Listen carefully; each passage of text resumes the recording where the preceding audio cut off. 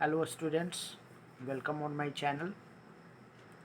जैसा मैंने आपसे वादा किया था कि मॉलिक्यूलर बेसिस ऑफ इनहेरिटेंस का मैं टॉपिक स्टार्ट करूंगा। इसके पहले वाले जितने भी वीडियो थे उसमें मैंने आपको बता दिया था प्रिंसिपल ऑफ इनहेरिटेंस के बारे में। तो मॉलिक्यूलर बेसिस ऑफ इनहेरिटेंस जो आप टॉपिक देख रहे हो, इस टॉपिक में आपको पढ़ना है डीएनए के बारे में, उसके स्ट्रक्चर्स, फंक्शंस, उसके जो वेरियस इफेक्ट होते हैं उसी के बारे में आप लोगों को जानकारी लेनी है। तो चलिए स्टार्ट करते हैं हम लोग। मॉलिक्यूलर बेसिस ऑफ इनहेरिटेंस बहुत ही इंपॉर्टेंट टॉपिक है, क्योंकि बायोटेक्नोलॉजी में भी इसका आपको एप्लीकेशन पता चल जाएगा। तो चलिए शुरू करते हैं। अब देखिए, मॉलिक्यूलर बेसिस ऑफ इनहेरिटेंस में सबसे पहले मैंने आपको बताया है न्यूक्लिक एसिड के बारे में। एक्चुअली में न्यूक्लिक एसिड जो है ना, वो एसिड प्रेजेंट इन न्यूक्लियस। हम लोग इसको ऐसा भी कर सकते हैं कि acid present in nucleus, that is called nucleic acid. इसका डिस्कवरर का मैंने नाम दे दिया है, दैट इज़ फ्रेडरिक मैस्चर। फ्रेडरिक माइस्टर के द्वारा ये डिस्कवर्ड किया गया था। और इसका सोर्स क्या था? फ्रेडरिक माइस्टर जो थे ना, उन्होंने पस सेल से इसको ऑब्जर्व किया था और उन्होंने नाम दिया था इसका न्यूक्लीन। उनके द्वारा जो नाम दिया गया था ना, वो क्या था? वो था न्यूक्लीन। बाद में अल्टमन के द्वारा इसको न्यूक्लिक एसिड बोला गया। ये सब इन्फॉर्मेशन आपके लिए बहुत ज़रूरी है, क्योंकि ऑब्जेक्टिव क्वेश्चन में कभी कभी आपको ये सब आता है ना। मेडिकल का एग्ज़ाम अब देखिए जुलाई में होने वाला है, नीट का एग्ज़ाम, तो उसमें आपको रिवाइज़ करने में ये टॉपिक आपको काफ़ी मदद मिलेगा। ऐसे तो आपको बुक फॉलो करना है, लेकिन आप इस वीडियो के थ्रू आप उसको आसानी से रिवाइज़ कर सकते हो। अब देखिए, केमिकली न्यूक्लिक एसिड जो होता है वो क्या होता है? न्यूक्लियोटाइड का पॉलीमर होता है। न्यूक्लियोटाइड जो होता है ना, उसी का पॉलीमर होता है। इसके आगे हम लोग पढ़ेंगे न्यूक्लियोटाइड क्या होता है। मैंने यहाँ पे बता दिया, दो टाइप का न्यूक्लिक एसिड बताया गया है आपको। एक होता है डीएनए और एक होता है आरएनए। ये बेसिक दो टाइप का न्यूक्लिक एसिड अवेलेबल है। खासकर डीएनए और आरएनए जो होता है ना, उसमें डीएनए जो टर्म दिया गया था, एक्चुअली में जो जैक्रिस लिखा हुआ है ना, जैक्रिस ने टर्म दिया था। डीएनए टर्म जो देने वाले साइंटिस्ट थे ना, वही थे जैक्रिस। तो नीचे मैंने कुछ डेटा उपलब्ध करवा दिया है आपके लिए। काफ़ी इंपॉर्टेंट डाटा है आपके, ये एग्जामिनेशन पॉइंट ऑफ व्यू से या नॉलेज पॉइंट ऑफ व्यू से भी कहें। देखिए, as a genetic matter DNA जो होता है वो अलग अलग टाइप के ऑर्गेनिज्म में कुछ अलग अलग टाइप के कंडीशन में होता है, कुछ अलग अलग टाइप के स्ट्रक्चर्स में पाया जाता है। और ये मैंने वहाँ पे बेस पेयर के बारे में कुछ बात कर लिया है, चूँकि डीएनए जो होता है वो नाइट्रोजनस बेस पेयर का बना हुआ होता है, तो ये बेस पेयर का मैंने जानकारी दे दिया है आपको। मैंने बताया ये काफ़ी इंपॉर्टेंट डेटा है। ये डाटा जो होता है, इसी से रिलेटेड बहुत सारे ऑब्जेक्टिव क्वेश्चंस आपको मिल जाते हैं कभी कभी। तो देखिए, पहला क्या है? 5174 वायरस जो है उसमें सिंगल स्ट्रैंड, एसएस का मतलब हो गया सिंगल स्ट्रैंड डीएनए पाया जाता है, और ये लीनियर होता है। और इसमें जो बेस पेयर होता है वो कितना होता है? 5386 5386 5386 बेस पेयर्स पाए जाते हैं। उसी तरह से लैम्डा वायरस जो आप देख रहे हो, इसमें कैसा होता है? तो डबल स्ट्रैंड डीएनए होता है। और कैसा होता है? लीनियर होता है ये भी। और इसमें क्या पाया जाता है? 48520 बेस पेयर्स पाए जाते हैं। नेक्स्ट आप देख रहे होंगे इस्चेरिचिया कोलाई के बारे में मैंने बता दिया है। इसमें डबल स्ट्रैंड डीएनए होता है, सर्कुलर डीएनए होता है। डबल स्ट्रैंड सर्कुलर डीएनए है, और इसमें जो बेस पेयर्स की संख्या होती है वो कितनी होती है? 4.6 इंटू 10⁻6 बेस पेयर्स पाए जाते हैं। और नीचे मैंने ह्यूमन के बारे में आपको बता दिया है। ह्यूमन में ये डबल स्ट्रैंड डीएनए होता है, लीनियर होता है, और इसमें जो बेस पेयर की संख्या होती है हैप्लॉइड सेल्स में, ये मैंने जीनोम जो आपका जर्म सेल्स है ना, उसमें कितना होता है? 3.3 इंटू 10⁹ बेस पेयर्स। तो ये आपको डेटा काफ़ी इंपॉर्टेंट है। अब देखिए, हम लोग बात करने जा रहे हैं बेसिकली न्यूक्लियोटाइड के बारे में, कि केमिकल स्ट्रक्चर ऑफ डीएनए में क्या क्या पाया जाता है। अब देखिए, केमिकल स्ट्रक्चर ऑफ डीएनए में आपको क्या मिलेगा? तो मैंने पहले बताया कि ये पॉलीमर है डीऑक्सी राइबो न्यूक्लियोटाइड का। ये किसका पॉलीमर है? डीऑक्सी राइबो न्यूक्लियोटाइड का। अब ये डीऑक्सी राइबो न्यूक्लियोटाइड जो होता है, पहले हम लोग तो ये समझ लें कि ये न्यूक्लियोटाइड क्या चीज़ है। अब देखो, न्यूक्लियोटाइड एक्चुअली में नाइट्रोजन बेस का बना हुआ होता है, एन बेस का। साथ में इसमें क्या होता है? डीऑक्सी राइबोज शुगर होता है, और होता है फॉस्फेट। क्या क्या होता है? Nitrogen base, deoxy ribose sugar, या फिर राइबोज भी हो सकता है। अगर अगर राइबोज किस में होगा? आरएनए में। राइबोज किस में होगा? आरएनए में। और डीएनए अगर है तो उसमें क्या हो जाएगा? Deoxy ribose. मैं आगे बात करूंगा कि आखिर इसमें अंतर क्या है। तो और क्या मिलेगा आपको? फॉस्फेट। फॉस्फेट एक्चुअली में PO4 3- यही होता है फॉस्फेट। तो नाइट्रोजन बेस के बारे में बात करते हैं। जैसे मैंने बताया ना, नाइट्रोजन बेस होता है। इसमें नाइट्रोजन बेस एक्चुअली में क्या होता है? इसके स्ट्रक्चर्स को हम लोग डिटेल पढ़ेंगे आगे, लेकिन मैं यहाँ पे बता रहा हूँ आपको कि नाइट्रोजन बेस हेट्रोसाइक्लिक कंपाउंड है। हेट्रोसाइक्लिक कंपाउंड कहने का मतलब इसमें कार्बन, इसका जो साइकिल होगा ना उसमें कार्बन और नाइट्रोजन आपको मिलेगा, वही है, structure of carbon and nitrogen पाया जाता है उसमें। ओके, अब इसका टाइप मैंने बता दिया है, तो दो टाइप का, एक पायरिमिडाइन टाइप होता है और एक होता है प्यूरिन, पायरिमिडीन और प्यूरिमिडीन।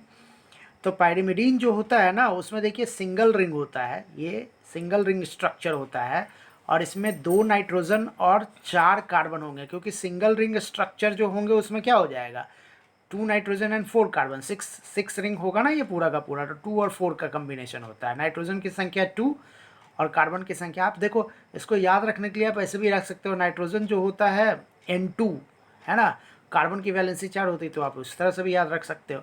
वहीं पे प्यूरिन को अगर हम लोग देखें तो ये डबल रिंग स्ट्रक्चर होता है। प्यूरिन ध्यान दीजिएगा डबल रिंग स्ट्रक्चर होता है और इसमें नाइट्रोजन की संख्या 4 होती है, इसलिए मैंने लिख दिया 4n+5c। नाइट्रोजन की संख्या 4 होती है जबकि कार्बन की संख्या जो होती है वो 5 होती है, तो 9 रिंग टोटल होता है, मतलब टोटल 9 जो है एलिमेंट्स इसमें रहते हैं, 9 अलग अलग ये आपको पार्ट्स मिलेंगे इसमें। अब देखिए पायरिमिडीन को अगर हम लोग देखें तो आपको 3 टाइप का मिलेगा, एक होता है साइटोसिन जिसको हम लोग C से रिप्रेजेंट करते हैं, दूसरा होता है यूरासिल, तीसरा होता है थाइमिन। देखो या तो यूरासिल या थाइमिन, मतलब ये दोनों में से कोई एक होगा। अगर यूरासिल है ना तो ये RNA में होता है, यूरासिल किस में हो जाएगा, RNA में, और थाइमिन आपका किस में हो जाएगा, DNA में। वहीं पे प्यूरिन को अगर हम लोग देखें तो ये 2 टाइप का होता है, एक होता है एडेनिन और एक होता है गुआनिन। तो एडेनिन को हम लोग A से रिप्रेजेंट करेंगे, गुआनिन को हम लोग G से रिप्रेजेंट करेंगे। तो अब हम लोग देखते हैं इसका बेसिक स्ट्रक्चर क्या होता है। देखिए बेसिक स्ट्रक्चर को देखने के लिए हम लोग करते हैं क्या, देखिए प्यूरिन का सबसे पहले मैंने स्ट्रक्चर आपको बताया है। देखिए प्यूरिन कैसा होता है, बाईसाइक्लो कंपाउंड होता है, और ये देखिए उसका बेसिक स्ट्रक्चर है, ये प्यूरिन का क्या है, बेसिक स्ट्रक्चर अवेलेबल है। तो प्यूरिन में एक्चुअली होता क्या है, एक्चुअली में देखिए ये पायरिमिडीन और इमिडाजोल, पायरिमिडीन और इमिडाजोल का कॉम्बिनेशन होता है। पायरिमिडीन जो होता है वो 2 नाइट्रोजन और 4 कार्बन का कंपाउंड है, जबकि इमिडाजोल जो होता है वो 2 नाइट्रोजन और 3 कार्बन का कंपाउंड है। ये हिस्सा जो है वो पायरिमिडीन टाइप का बिहेव करता है और ये हिस्सा जो आप देख रहे हो ना वो इमिडाजोल टाइप का बिहेव करता है। तो टोटल अगर आप देखिएगा तो इसमें क्या मिलेगा, देखिए नाइट्रोजन की संख्या कितनी है, 1 2 3 4, मतलब N की संख्या कितनी है 4, और कार्बन की संख्या कितनी हो जाएगी 5, क्योंकि टोटल 9 है इसमें स्ट्रक्चर, तो कार्बन की संख्या कितनी हो जाएगी 5। ये आपको याद रखना है। पायरिमिडीन जो होता है, प्यूरिन जो होता है वो डबल रिंग स्ट्रक्चर है और इस डबल रिंग स्ट्रक्चर में आपको क्या मिलेगा, नाइट्रोजन की संख्या 4 और कार्बन की संख्या 5, और ये इसका बेसिक स्ट्रक्चर है। देख रहे हैं पहले और तीसरे पे, 7वें और 9वें पे, पहला तीसरा 7वां 9वां नाइट्रोजन जो होता है आपको यही मिलेगा। फर्स्ट कार्बन फर्स्ट पे मिलेगा, चेन में फर्स्ट पे मिलेगा, 3 पे मिलेगा, 7 पे मिलेगा और 9 पे मिलेगा। वहीं पे कार्बन किस पे मिलेगा, तो 2 पे, 4 पे, 5 पे, 6 पे, 8 पे, इस पे आपको मिलेगा कार्बन, और ये इसका बेसिक स्ट्रक्चर है। अब इसी बेसिक स्ट्रक्चर में देखिए अगर हम कुछ चेंजेस करते हैं, अब जैसे देखिए मान लीजिए देखिए यही बेसिक स्ट्रक्चर यहाँ नीचे भी लिखा हुआ है, सेम स्ट्रक्चर लिखा हुआ है। तो इस बेसिक स्ट्रक्चर में अगर मान लो मैं इस छठे कार्बन पे NH3 लगा देता हूँ, छठे कार्बन पे हमने क्या लगा दिया, सॉरी NH2 लगा देते हैं, 3 नहीं NH2 लगा देते हैं, छठे कार्बन पे हम NH2 लगा देते हैं। तो छठे कार्बन पे जब हम NH2 लगाते हो तो ऐसे कंडीशन में आपका जो ये जो कंपाउंड बनेगा, जो आपका प्यूरिन बनेगा, उसको हम लोग क्या बोलेंगे, इसको हम लोग बोलेंगे एडेनिन। ये हमारा क्या है, एडेनिन। ये ध्यान देना है इस बेसिक स्ट्रक्चर में, ये जो बेसिक स्ट्रक्चर है ना इसके छठे कार्बन पे हमने क्या लगा दिया है, एमीन ग्रुप लगा दिया है। ओके, यहाँ पे भी हम डबल बॉन्ड दे सकते हैं, यहाँ भी हम डबल बॉन्ड दे सकते हैं, क्योंकि नाइट्रोजन और कार्बन के पहले डबल बॉन्ड होता है। अब देखो अगर हम लोग एडेनिन के बाद हम लोग बात करते हैं किसका, गुआनिन का। एडेनिन के बाद किसका बात करते हैं, गुआनिन का। तो गुआनिन में आपको क्या करना है, देखिए छठा कार्बन जो आपका है ना इस पर आपको लगाना है ऑक्सीजन, और इधर दूसरे कार्बन जो आप देख रहे हो इस पर लगा दो आप क्या, NH2, एमीन लगा दो आप दूसरे कार्बन पे। तो इस तरह से आपका हो जाएगा गुआनिन। अब देखिए एडेनिन और गुआनिन में कहाँ अंतर है। इसके छठे कार्बन पे एमीन लगा हुआ है, बाकी सारा structure as like as same है। जबकि गुआनिन अगर हम लोग देखते हैं तो इसके छठे कार्बन पे ऑक्सीजन होगा और दूसरे कार्बन पे क्या होगा, एमीन ग्रुप होगा। तो ये बातें आपको ध्यान में रखनी है। ओके, तो ये हमारा क्या हो गया, प्यूरीन। अब हम लोग बात करने जा रहे हैं पायरिमिडीन का। देखिए पायरिमिडीन क्या चीज़ होता है। पायरिमिडीन को अगर हम लोग देखें, पायरिमिडीन को अगर हम लोग देखते हैं तो हमको क्या मिलता है, देखिए 2N और 4C, और ये क्या है, सिंगल रिंग स्ट्रक्चर है ना। ये क्या है, सिंगल रिंग स्ट्रक्चर है। प्यूरीन हमारा जो था वो क्या था, डबल रिंग स्ट्रक्चर था, ये सिंगल रिंग स्ट्रक्चर है। तो इसमें आप क्या देख रहे हो, देखो पहले और तीसरे पे देखिए यहाँ भी नाइट्रोजन है। पायरिमिडीन में पहले और तीसरे पे नाइट्रोजन है, और बाकी जो आपका चौथा, पाँचवा और छठा, इस पे क्या मिलेगा, आपको कार्बन मिलेगा। तो यहाँ पे हम लोग क्या देख रहे हैं, 3 मैंने आपको टाइप बताया था ना। पायरिमिडीन का कितना टाइप था, 3 टाइप था। तो एक का नाम अगर मान लो क्या है, साइटोसिन, मान लो हम इसको साइटोसिन लेते हैं, इसको हम लोग क्या लेते हैं, यूरासिल लेते हैं। मान लो मैं लिख देता हूँ क्या, ये मेरा क्या है, साइटोसिन है, और ये मेरा मान लीजिए यूरासिल हम लेके चलते हैं, तो इसको क्या मिलेंगे, थाइमिन, है ना। अब देखो जरा सा, यूरासिल और थाइमिन में बहुत ही बेसिक एकदम बहुत ही बेसिक चीज़ है। क्या बेसिक चीज़ है, सो देखिए यूरासिल में आपको चौथे कार्बन पे क्या मिलेगा, ऑक्सीजन, और थाइमिन में भी आपको चौथे कार्बन पे ऑक्सीजन। देखिए इतना स्ट्रक्चर दोनों का सेम ही होता है, इतना स्ट्रक्चर दोनों में सेम है। तो अंतर कहाँ है, अंतर बस थाइमिन में आपको मिलेगा। थाइमिन जो है ना, यहाँ पे आपको मिलेगा मिथाइल ग्रुप। थाइमिन में यहाँ पे आपको क्या मिलेगा, मिथाइल ग्रुप मिलेगा। यूरासिल और थाइमिन में यही अंतर है कि इतना स्ट्रक्चर आपका सेम है, जबकि अगर आपको थाइमिन लिखना है तो यहाँ पे क्या लिख देना है, मिथाइल ग्रुप लगा देना है। अब बात करते हैं साइटोसिन का। साइटोसिन में देखिए, अगर हम लोग देखें इस स्ट्रक्चर को और इस स्ट्रक्चर को अगर मैं हटा दूं तो ये बेसिक स्ट्रक्चर मेरा सेम है। तो फिर साइटोसिन में आपको कहाँ अलग मिलेगा भाई, तो साइटोसिन में आपको ये जो चौथा कार्बन आप देख रहे हो ना, इस चौथे कार्बन पे आपको मिलेगा अमोनिया। अमोनियम आयन, जो अमोनिया जो होगा ना, वो NH3 जो होगा वो आपको NH2 मिलेगा आपको किस पे, चौथे कार्बन पे। तो ये एक बेसिक डिफरेंसेस है। ये हमारा साइटोसिन हो गया, ये यूरासिल हो गया, ये थाइमिन हो गया। आपको याद होगा मैंने बताया था यूरासिल किस में पाया जाता है, RNA में पाया जाता है, जबकि थाइमिन किस में पाया जाता है, हमारा DNA में पाया जाता है। ओके, तो इस तरह से हमने देखा कि प्यूरीन कैसा होता है और पायरिमिडीन कैसा होता है। तो प्यूरीन हमारा क्या था, डबल रिंग स्ट्रक्चर था, जिसमें कार्बन की संख्या कितनी थी, 5, और नाइट्रोजन की संख्या 4। जबकि पायरिमिडीन जो है वो सिंगल रिंग स्ट्रक्चर होता है, नाइट्रोजन की संख्या 2 और कार्बन की संख्या 4। ओके, अब आगे बढ़ते हैं हम लोग। अब बात करते हैं पेंटोज शुगर का। अब देखिए पेंटोज शुगर फॉर्मूला क्या है, C5H10O5। ये मेरा पेंटोज शुगर है। पेंटोज शुगर देखिए 2 टाइप का होता है, राइबोज और डीऑक्सी राइबोज। राइबोज में आप क्या मिलेगा, C5H10O5 रिंग स्ट्रक्चर होता है ये भी। डीऑक्सी राइबोज में देखिए एक ऑक्सीजन आपको कम मिलेगा, यहाँ पे 5 ऑक्सीजन है और यहाँ एक, इसीलिए हम लोग इसको डीऑक्सी, डी मतलब क्या होता है, कमना या हट जाना, तो वही है ये।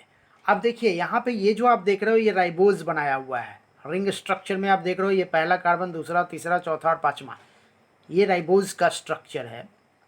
जबकि डीऑक्सीराइबोज में आपको अंतर समझ में आ रहा होगा। देखिए राइबोज जो होता है उसके दूसरे कार्बन पे आपको OH मिलता है, जबकि डीऑक्सीराइबोज में दूसरे कार्बन पे आपको OH नहीं मिलता है। ये इंपॉर्टेंट चीज़ है इसका। ओके, और फिर अगला रॉ मटेरियल जो हमारा न्यूक्लिक एसिड का होगा वो क्या होगा, फॉस्फेट, PO4 3-, जो जिसका सोर्स क्या है, फॉस्फोरिक एसिड, H3PO4, वहीं से आ रहा है ये फॉस्फेट।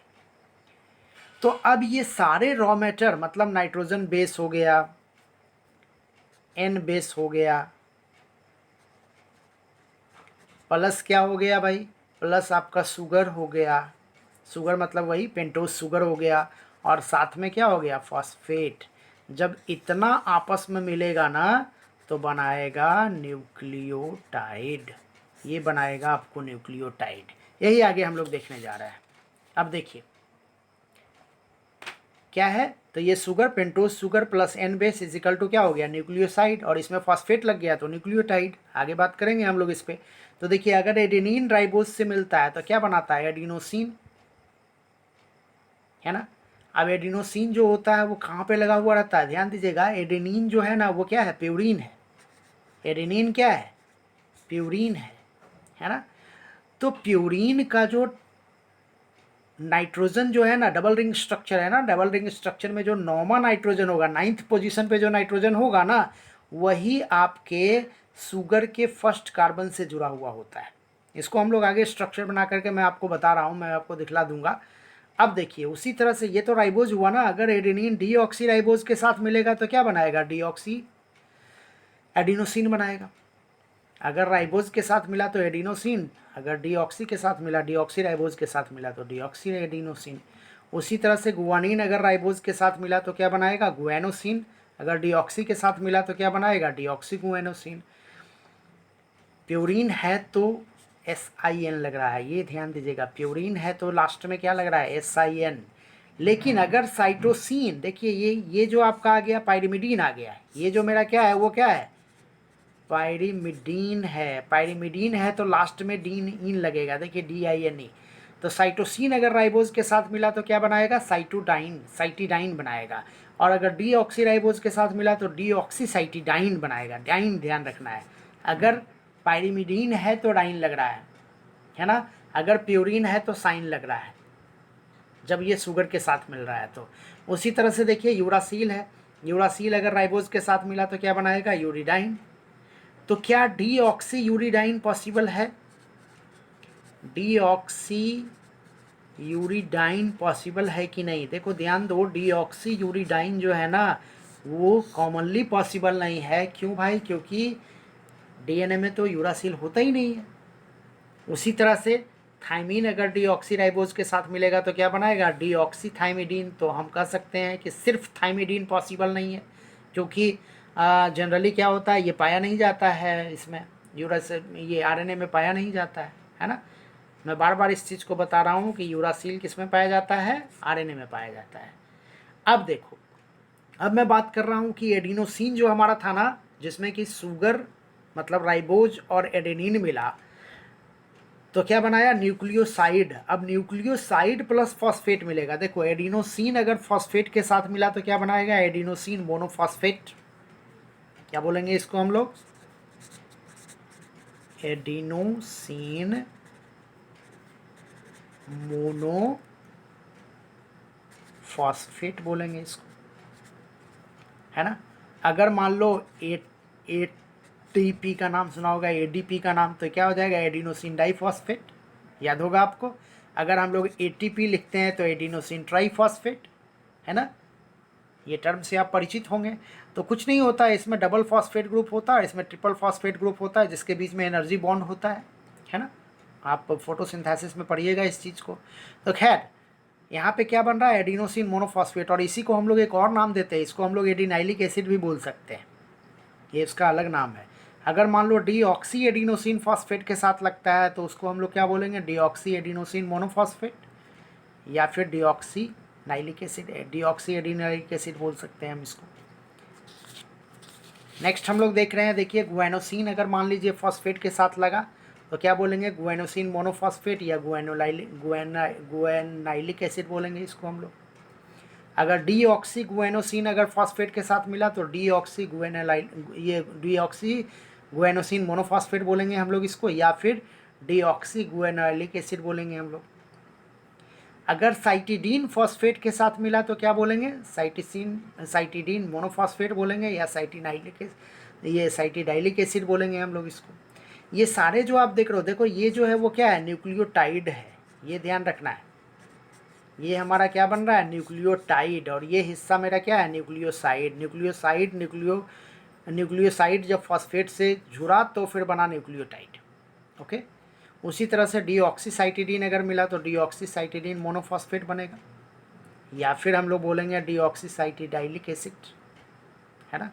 यूरिडीन अगर फॉस्फेट से मिला तो ये क्या हो जाएगा, यूरिडीन मोनोफॉस्फेट, या फिर यूरिडाइलिक एसिड, है ना। डीऑक्सीथाइमिडीन अगर बना तो अगर क्या चूँकि यूरिडीन में यूरिडाइलिक एसिड ही बनता है, डीऑक्सी का चांस है नहीं, आरएनए में पाया जाता है। ये तो सिर्फ किस में पाया जाता है, आरएनए में पाया जाता है। ओके, अब देखिए नीचे मैंने आपको बताया है मॉलिक्यूलर स्ट्रक्चर में कि आखिर ये अटैचमेंट होता कैसे है। देखो ये हिस्सा आपका फॉस्फेट है, ये हिस्सा फॉस्फेट है, तो देखिए ना फॉस्फेट का जो कार्बन है, फॉस्फेट जो है वो किस कार्बन पे अटैच है, शुगर के 5 से। देखो 5 जो है ना, इसको हम लोग प्राइम के रूप में बताते हैं, 5 प्राइम। शुगर के जिस कार्बन पे फॉस्फेट अटैच है उसको हम लोग क्या बोलते हैं, 5 प्राइम। इसको कुछ ऐसा नाम दिया जाता है, 5 प्राइम। और नाइट्रोजन बेस हमारा जो देख रहे हो वो किस कार्बन पे अटैच है, तो 1 पे, तो इसको हम लोग बोलेंगे C1 प्राइम। ये क्या हो जाएगा, C1 प्राइम। ये ध्यान दीजिएगा, ये 1 प्राइम है, ये 5 प्राइम है। अब देखिए समझने की बात यहाँ पे यही है कि आपका शुगर और फॉस्फेट के बीच में जो बॉन्ड देख रहे हो ना, इसको हम लोग बोलते हैं, इसको हम लोग क्या बोलते हैं, फॉस्फोस्ट्रिक बॉन्ड। फॉस्फोस्ट्रिक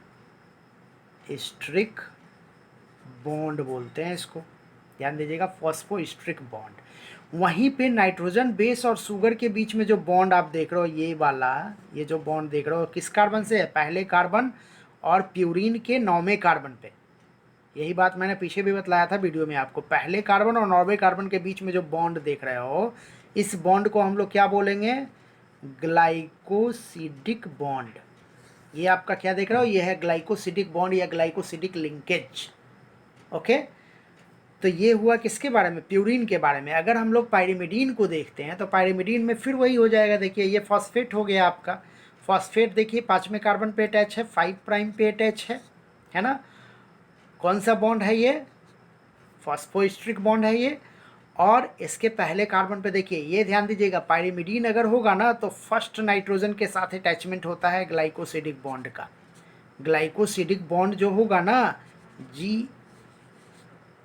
GS भी हम नाम दे देते हैं इसका, ग्लाइकोसिडिक बॉन्ड जो होगा वो पहले नाइट्रोजन के साथ होगा। और जबकि इसमें पायरिमिडीन अगर है तो ग्लाइकोसिडिक बॉन्ड क्या हो जाएगा, पहला कार्बन फर्स्ट प्राइम से और 9वें नाइट्रोजन के साथ, और इसमें फर्स्ट प्राइम के साथ पहले नाइट्रोजन के साथ। ओके, तो इस तरह से हम लोगों ने देखा कि एक DNA का रॉ मटेरियल क्या होता है।